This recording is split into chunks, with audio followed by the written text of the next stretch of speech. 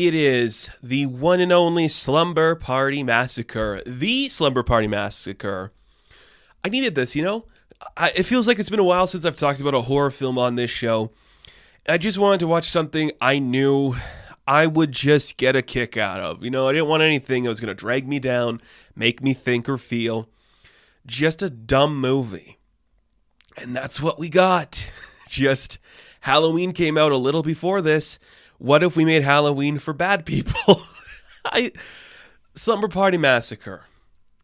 It is a film that is so obvious, so in on the joke, that when I'm reading trivia about this film, it was originally supposed to be a parody of the movies it's trying to be, but as production went along and people started to see like, oh, we're not actually parodying anything, I guess we're just making a B-list horror film. And I'm like, that is pretty cool. I think that's funny. Because this film is really bad in all of the right ways. If you need something just to watch with your friends one day, it's like just under 80 minutes. It is a solid, just quiet, here you go, put it on, you get the beats, you don't have to try hard kind of horror film. And I like that. It's a slasher flick. I know that's primarily the genre we've been sticking to so far when we've done horror movies, but it's just a good genre because you get it. The suspense is built up so perfectly. The one thing about this film that I think could be a holdover from the parody thing is that every character has the nail drop moment where we think something bad's going to happen to them, but it's just like some other person grabbing their arm or a cat jumping out of a closet or something falls. Never the killer actually killing them in a moment. Everyone has a fake out like that. And I'm like, if you were parodying this film, yes, that is a good beat to have because everybody does that. But then it's like, nah, that's just part of it now. I think it's hilarious. So what is this? Well, after watching about 5 minutes of a high school girls team playing basketball for some reason, one thing I didn't get about that scene, since we're just jumping into it, I didn't understand why the male students were just allowed in the gym for no reason. They're not playing the game, nor are they in gym attire. So they're just watching instead of being in class. It's weird. I guess it could be like an after-school activity, but they did say the school was still open and they'd be locking it soon.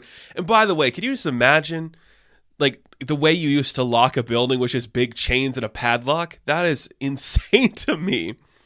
But we don't even have like a connection to the killer. There's no like interesting story like a Michael Myers. It's just a guy escaped. He's got big creepy eyes and the most inconvenient weapon you are ever going to see one of these killers have. I'm sorry. Why would you use like a huge drill that you have to hold with two hands and stab down into somebody? That is cumbersome and not something that's easy to carry with you. Like the scenes where he's dragging it along the ground, I'm like, yep. That's believable because I don't buy you'd be able to lift that for like 8 hours or whatever the length of this film is. It's really weird. And I think it's kind of cool. So it's a bunch of high school girls on the basketball team. There is Valerie, who's the new student who inexplicably gets invited to the slumber party, but she doesn't go for not really a reason. They don't really specify what the reason is. It seems like they're setting it up to be some like mysterious thing, but there isn't. Almost like if this was a parody, she would have been connected to the killer, but they didn't. So she just like runs away from them for no reason. There's Trish, who is the main girl whose house is having the party, which has one of my favorite scenes ever. I love when movies start like this, like the parents are going away. The mom is just so like, oh, honey, I don't want to leave you. I love you. I miss you so much. And the dad's like, we got to go, honey. Our plane leaves in 10 minutes probably because back in the day, you could just get on an airplane whenever the fuck you wanted. And I'm just like, that's great. And don't worry, honey, Mr. Content next to... It's Content, right? They say Mr. Content, like that's the neighbor's name. This guy who either looks like he's 24 or 64.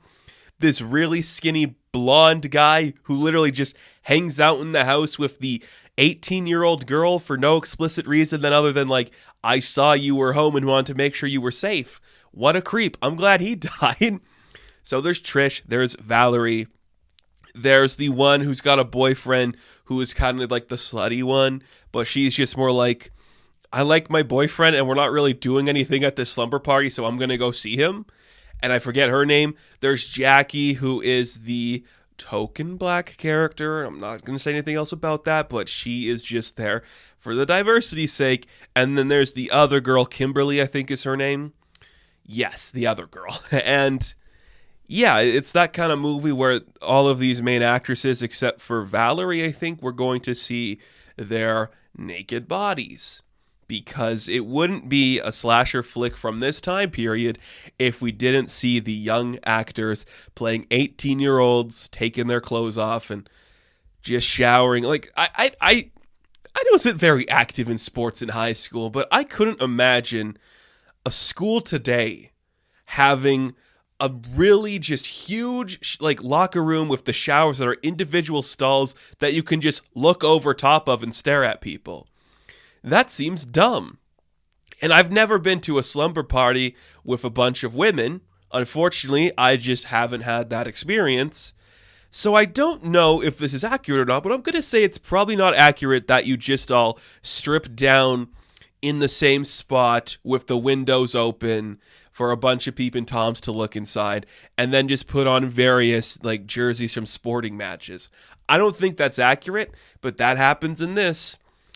I don't know why, but I'm like, is that just like, it's clearly like the male gaze, but I think there's like a bunch of women behind the scenes that made this. So I'm like, that's got to be a studio note. Like, I feel like you could feel the pushback, like, oh, if this was a parody, it would be sillier.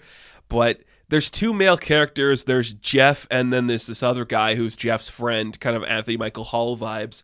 You just want both of them to die because they're just the worst guys ever. So there's like the scene where you meet these dudes. There's like the dumbest thing ever where this woman's just painting a window. He helps her move the ladder. He's like, you ever date a younger guy? And then the killer's just in her van and she dies in the van. She's the first kill, but it doesn't slow down from there because she gets killed. Another person at the school gets killed. Mr. Content gets killed. The boyfriend and the girlfriend who want to sneak off and go kissy-kissy get killed. Jeff and his friend get killed. And everybody else gets killed except for Trish, Valerie, and Courtney, who is Valerie's sister. Yeah, sister. Who is the most annoying character in this film because she's younger and she's just the most horny character. And I really don't like that. I think it makes sense, I guess, because Valerie's clearly just like quiet about her sexuality. They kind of hint that maybe she was interested in women. Like, that's an element I thought they would explore, but they didn't. So I'm just thinking, like, Courtney was clearly just waiting to meet some boys, and I'm like, that is weird. And it's like, what is going on? And the thing I kind of like about the film, too, is that it doesn't glorify the kills. They're just lazy and boring. It's like, yeah, here you go. We just have a drill. It's going in your back or your neck or your skull. It's done. You're done.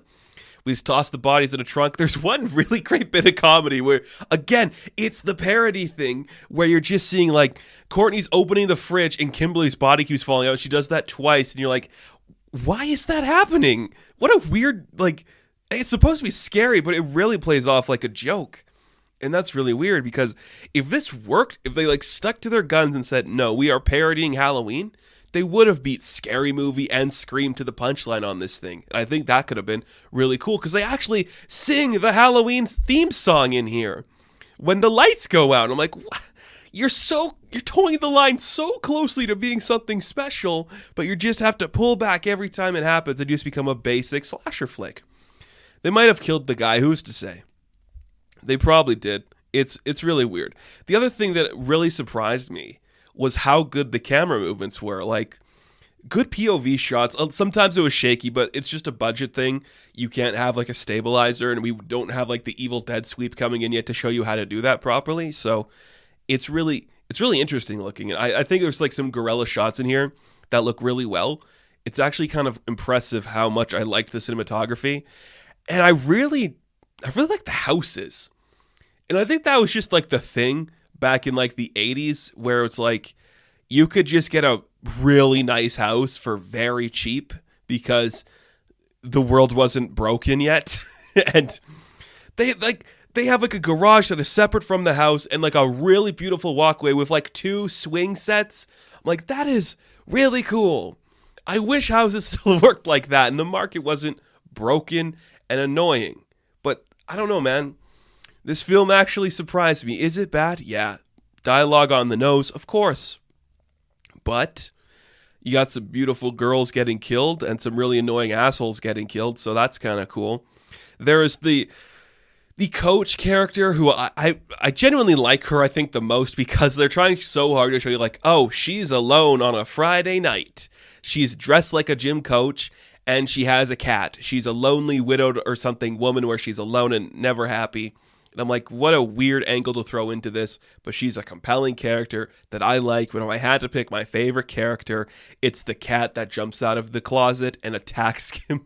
No, is it Kimberly? It's Kimberly or Valerie. I'm like, that's great. What a weird thing to do. But the Slumber Party Massacre, a good flick if you have nothing better to do with your time, and a breezy one if you and your friends are just, say, waiting to go to a club, watch a bunch of people die in this really weird way with a stupid drill. So that's going to do it for this review of Horrific Tales. Now, thank you guys for watching this video. Be sure to like and subscribe to the channel. As always, you can check me out on Instagram, TikTok, and Twitter. And as always, I will catch you in the next one. Have fun. Stay safe. Good luck.